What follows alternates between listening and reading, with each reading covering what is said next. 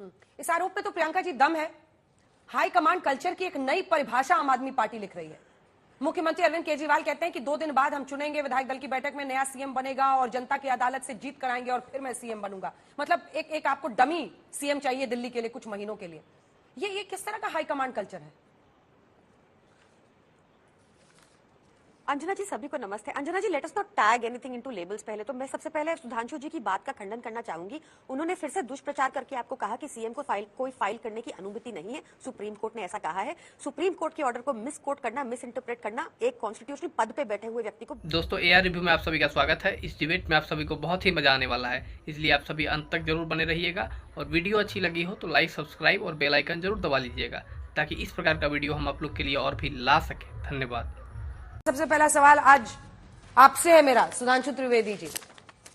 आप लोग कह रहे थे कि बेल क्यों नहीं मिलती, बेल भी मिली।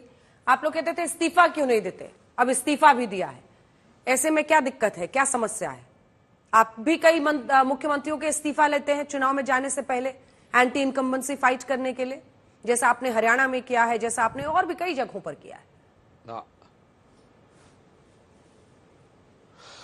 अंजना जी, समस्या हमारे अंदर नहीं है, समस्या केजरीवाल जी को समझ में आ रही है।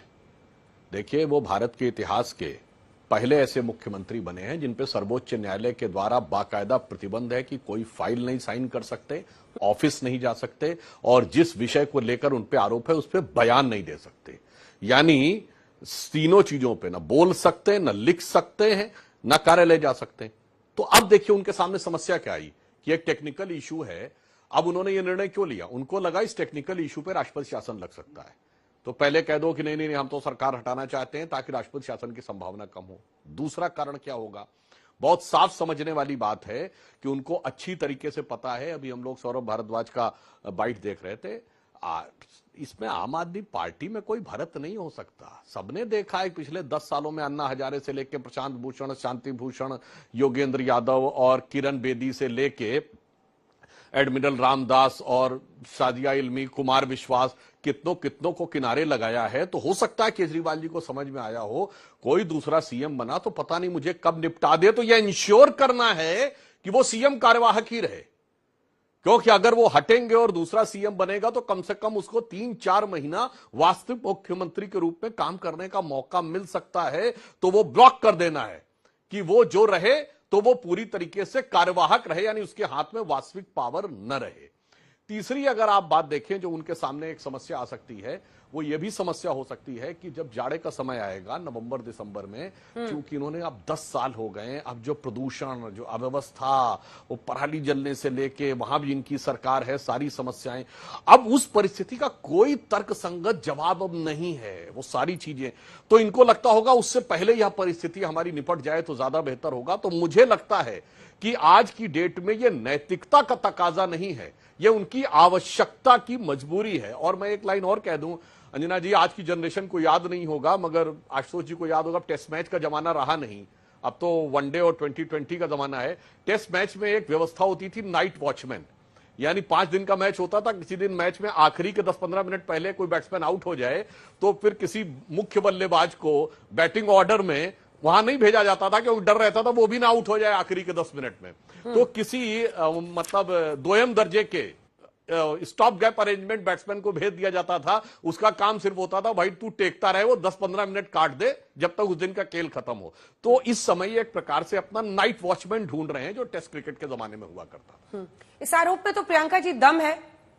हाई कमांड कल्चर की एक नई परिभाषा आम आदमी पार्टी लिख रही है। मुख्यमंत्री अरविंद केजरीवाल कहते हैं कि 2 दिन बाद हम चुनेंगे, विधायक दल की बैठक में नया सीएम बनेगा और जनता की अदालत से जीत कराएंगे और फिर मैं सीएम बनूंगा। मतलब एक आपको डमी सीएम चाहिए दिल्ली के लिए कुछ महीनों के लिए। ये किस तरह का हाई कमांड कल्चर है?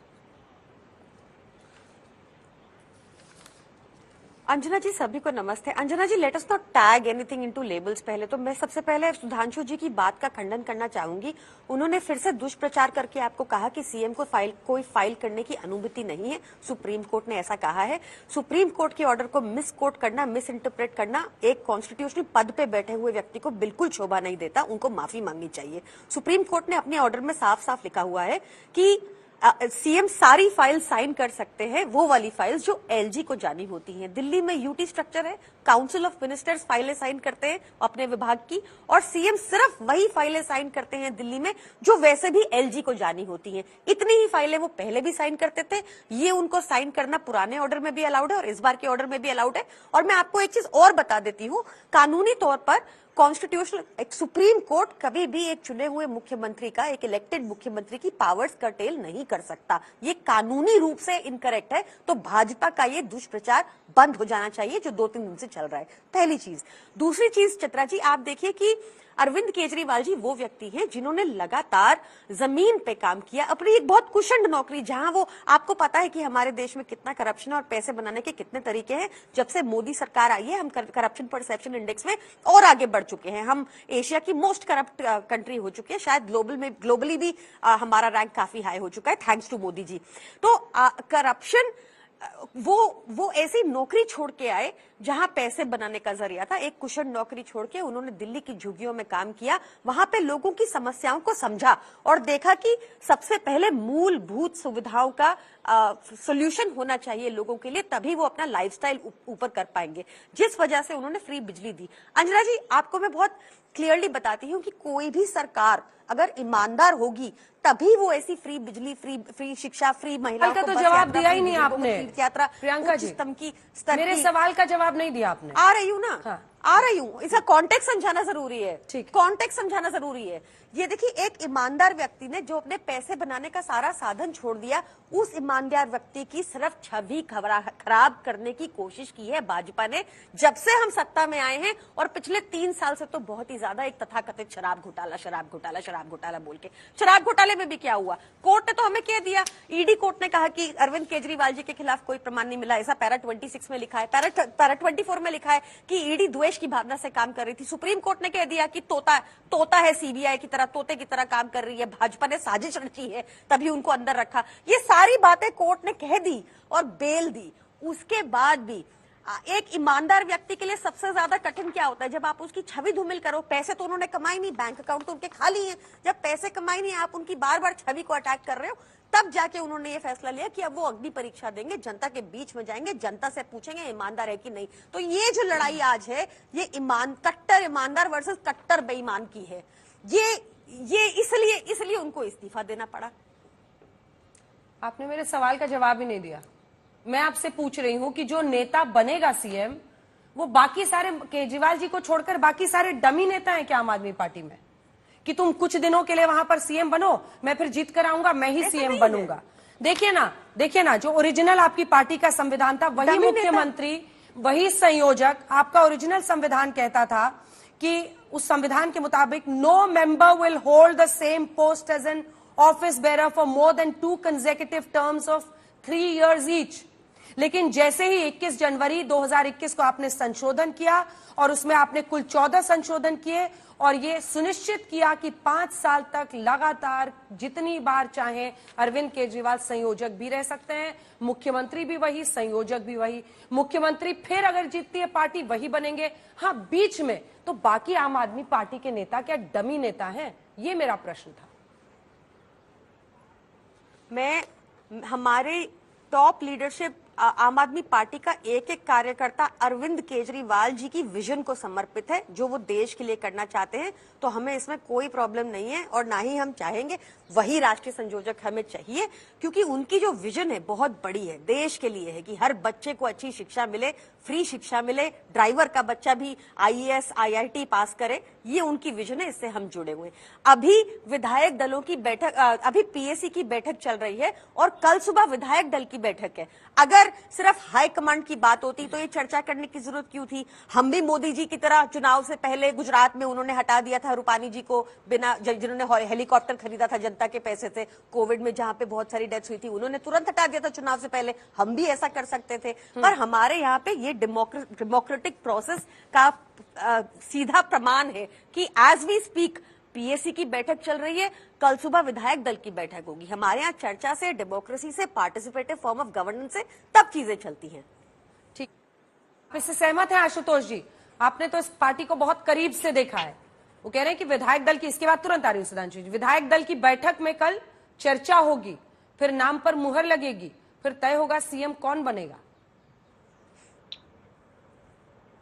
कम से कम 3 दशक से तो मैं सारी राजनीतिक पार्टियों को देख ही रहा हूं। सारी राजनीतिक पार्टियों में तय तो हाईकमान ही करता है। भारतीय जनता पार्टी भी मुख्यमंत्री तो नरेंद्र मोदी जी ही करते हैं, कांग्रेस पार्टी में राहुल गांधी सोनिया गांधी करते हैं और आम आदमी पार्टी में अरविंद केजरीवाल करते हैं। तो इसमें आश्चर्य कैसा? इसमें किसी तरीके का कोई आश्चर्य नहीं होना चाहिए। आश्चर्य इस बात को लेकर यह है कि आम आदमी पार्टी ने जब अपना आंदोलन शुरू किया था और जब पार्टी बनाई थी तो वो आलाकमान कल्चर के सख्त खिलाफ थे, और आज की तारीख में आम आदमी पार्टी में जितना जबरदस्त तरीके से आलाकमान कल्चर है उतना आलाकमान कल्चर तो शायद बीजेपी और कांग्रेस में भी नहीं होगा। इसलिए हैरानी होती है, अन्यथा कोई हैरानी की बात नहीं है। जहां तक नए मुख्यमंत्री का विधायक दल की बैठक का सवाल है तो वो एक संवैधानिक प्रक्रिया है, उस संवैधानिक प्रक्रिया का पालन करना होगा। लेकिन एक बात और भी मैं स्पष्ट कर दूं, वो ये कि जो संवैधानिक प्रक्रिया है वो संविधान में कहीं लिखा हुआ नहीं है, क्योंकि राजनीतिक पार्टी का लेजिस्लेचर पार्टी का नेता चुना जाना है संविधान में कहीं वर्णित नहीं है। संविधान में बल्कि राजनीतिक पार्टी शब्द का जो पार्टी शब्द जो आता है वो पहली बार एंटी डिफेक्शन लॉ के समय में पहली बार संविधान में पार्टी शब्द आता है। तो इसलिए ये कोई जरूरी उस लिहाज से नहीं है। लेकिन चूंकि एक संवैधानिक परंपरा है कि लेजिस्लेचर पार्टी अपना नेता चुनती है, जो लेजिस्लेचर पार्टी अपना नेता चुनती है वही दरअसल विधानसभा का नेता होता है और वही मुख्यमंत्री होता है। तो उस प्रक्रिया का पालन यहाँ पे होगा। लेकिन ये समझना कि विधायक नेता चुनेंगे, मुझे लगता है इस गलतफहमी में नहीं रहना चाहिए। चुनाव तो सिर्फ अरविंद केजरीवाल ही करेंगे और उन्हीं का चयन होगा जिस पर उनको सबसे ज्यादा भरोसा होगा कि वो आगे चल के न तो चंपई सोरेन बने, न जीतन राम मांझी बने, न कुछ और बने।